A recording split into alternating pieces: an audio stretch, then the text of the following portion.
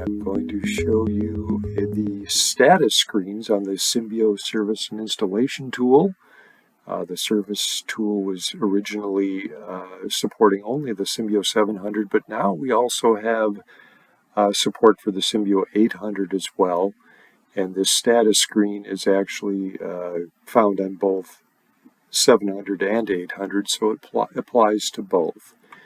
The status screen, we're starting at the home screen here, and the status screen is actually this second icon over to the right of the home screen icon.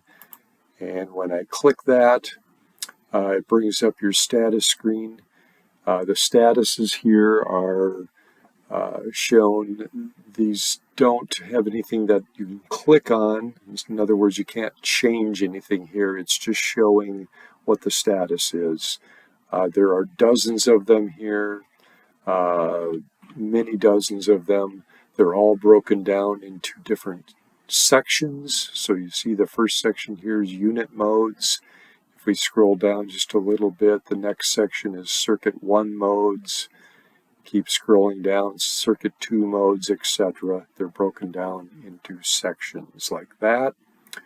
To find a status of a particular point, we do have the search menu here up top. And if I just start typing in some letters, heat, for example, anything with the word heat in it is then brought up, and everything else will be filtered out. And so got heat, and then if you want to refresh the values on the upper right corner, there's a refresh button. When you click that, it goes back out and gets all of the statuses refreshed. And so that is the status screen, and that's going to be found on both the Symbio 700 and the 800 on both iPak and chiller. Thanks for watching.